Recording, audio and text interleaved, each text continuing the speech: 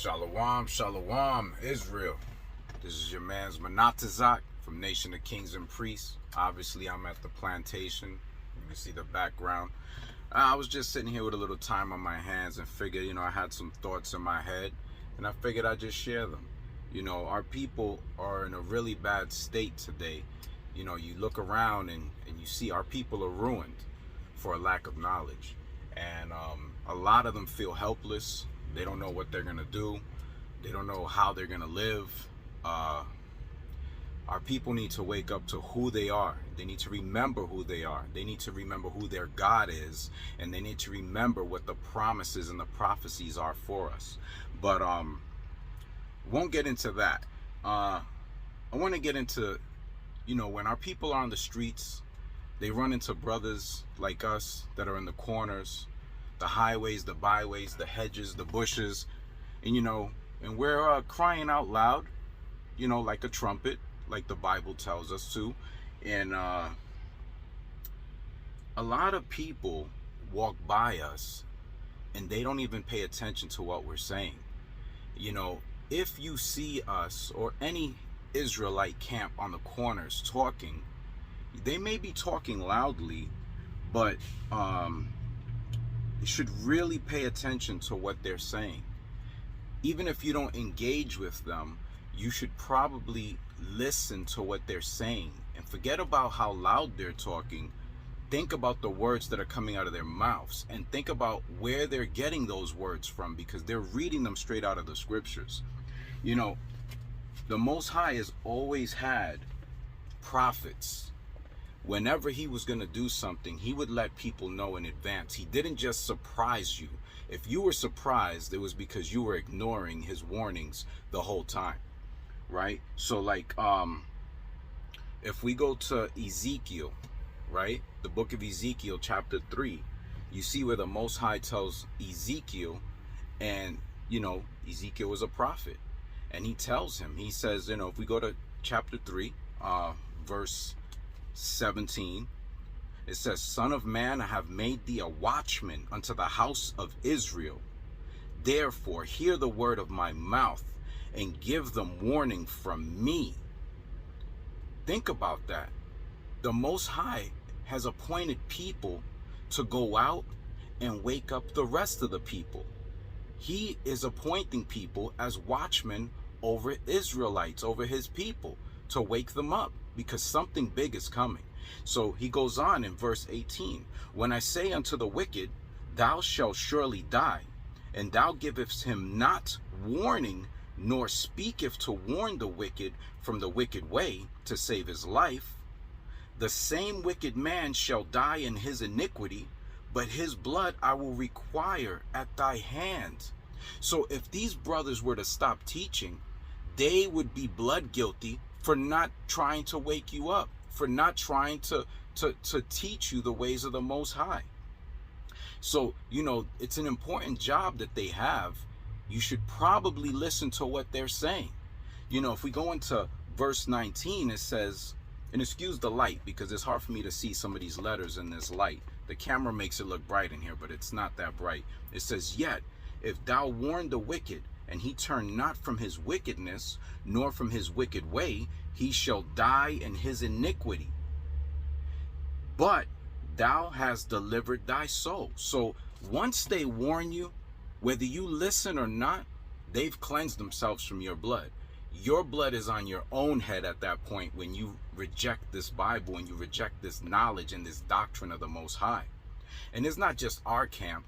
It's all the camps that are out there doing this work. And you're rejecting that. If we go on to verse 20, it says, And again, when a righteous man doth turn from his righteousness and commit iniquity, and I lay a stumbling block before him, he shall die, because thou hast not given him warning. He shall die in his sins, and his righteousness, which he hath done, shall not be remembered. But his blood I will require at thy hand. So there's people out there that we need to wake up. There are people out there that we need to change their course of life and action. The Most High is warning of these things. If we jump over to verse 27, it says, And this is concerning Ezekiel at this time. This is concerning the prophets in the future, because they're all watchmen over the house of Israel. And he says, this is the Most High speaking. He says, but when I speak with thee, I will open thy mouth, and thou shalt say unto them, thus saith the Lord God, he that beareth, hear that, Shalakia, he that heareth, let him hear, and he that forbeareth, let him forbear, for they are a rebellious house. So in Ezekiel's time, our people were rebellious, and even in present time, our people are still rebellious. But you know, I would like to go to Amos. Let's go to Amos for a second. All right, we're going to look up Amos chapter 3, and we're going to go to 6 and 7, right? Because, like I said before, the Most High has always had prophets to warn the people, his children, Israelites, Spanish, Native Americans, and African Americans. We are the 12 tribes of Israel. We don't know that, most of us. We don't know our identity. We lost it in slavery. But again, let's get back to the point of this, right? So the Most High is causing a lot of things to happen globally if you look around. So he has his people out globally, and they're out there warning the people, but they're being ignored. You know, and the people ignoring them are putting their own blood on their own heads. But you know, let's see who's causing these things to happen. And you know, we'll see. So this is Amos chapter 3, and we're going to start at 6, and we'll read 6 and 7. It says, shall a trumpet be blown in the city, and the people not be afraid? Shall there be evil in a city, and the Lord have not done it? The Most High does everything. You know, he punishes people all the time. He disciplines people. He kills people. If you're disrespectful and you're unrepentant, you will be put to death sooner or later. If you're still alive, it's because he's being merciful on you. But let's go to verse 7. Surely the Lord God will do nothing, but he revealeth his secret unto his servants the prophets. So the Most High doesn't do anything without letting his prophets know, and then they let you know. So if you're ignoring them, you're technically ignoring the Most High at that point. You know, the other thing is, you know, a lot of people get their feelings hurt even before they even listen to what we're having to say. They go, you're talking too loud, you're being too aggressive. Well, you know what? This is how the prophets of old taught. This is how Yahushua, who the world calls Jesus Christ, taught.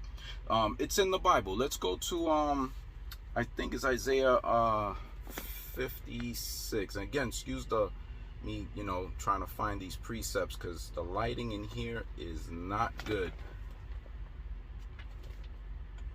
Right, so Isaiah 56.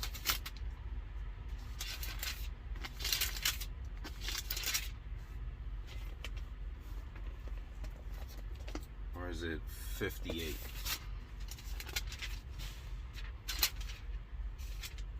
Let me see here. 58 and 1. Yeah, here it is. So Isaiah, another prophet of the Most High, this is chapter 58, verse 1. It says, cry out loud, spare not, lift up thy voice like a trumpet, and show my people their transgressions, and the house of Jacob their sins. This is an order to the watchmen of Israel. This is an order to these brothers, to these prophets. We are to cry out loud and spare not your feelings. You know, these people have this idea that, you know, Christ came and talked timidly and softly. He was not a soft man. He was a very stern person. You know, he was not handing out, you know, Skittles and lollipops and hugs and kisses. This was not the way. You know, I would like to also go to, I'll say, we'll stay in Isaiah. We'll go to like 40. I believe it's 40.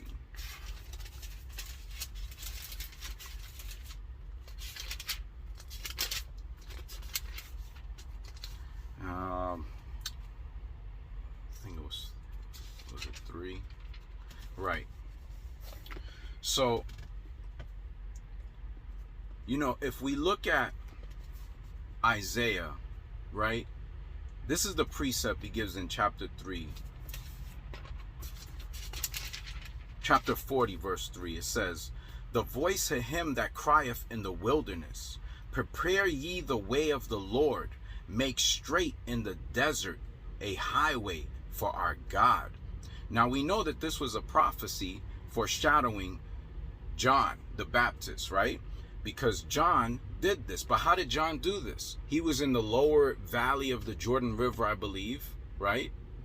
Don't quote me if I'm wrong on that. But he went out and he was preaching, and people knew him as a prophet.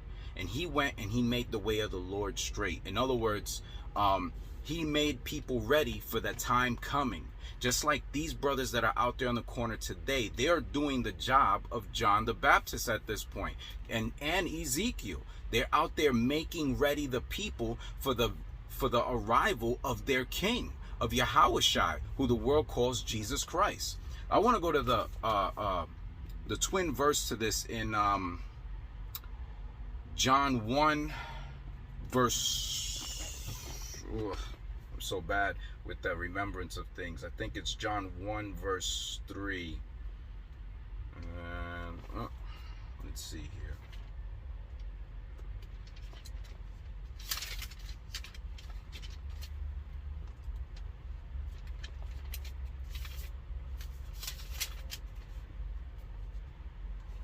Again, forgive me because it's hard for me to see anything in here. My vision is not the greatest.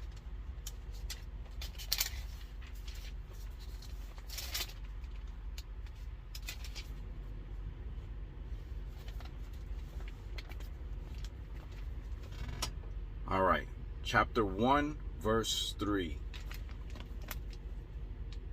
And this is John speaking.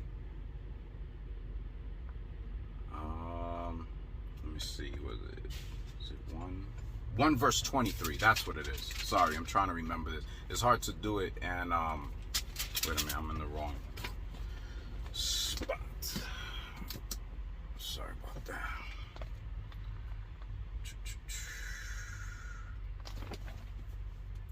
Okay, here we go. John chapter 1 verse 23. It says, and this is John talking, he said, "I am the voice of one crying in the wilderness, make straight the way of the Lord, as said in the prophet Ezekiel." So John knew of this prophecy, and he knew he was going to be the one fulfilling this prophecy. So, when you see these brothers on the street, know that they're fulfilling the role that Ezekiel took, that John took. These are important roles. And if they didn't do their job because you're hurting, your feelings feel hurt because they're speaking loudly, it's not that they're attacking you. It's that they have to make sure that not only you hear what they're saying, but that the people behind you and across the street hear what they're saying. And if these people hearken to that and they come over and ask questions and talk to them, we will talk to them and explain and break things down to them. So again, let me add one more thing to that. I think it was Matthew 12. Matthew 12.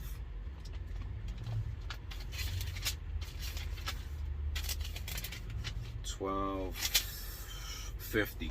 So just to add to that, these brothers are doing the will of the Most High God in heaven.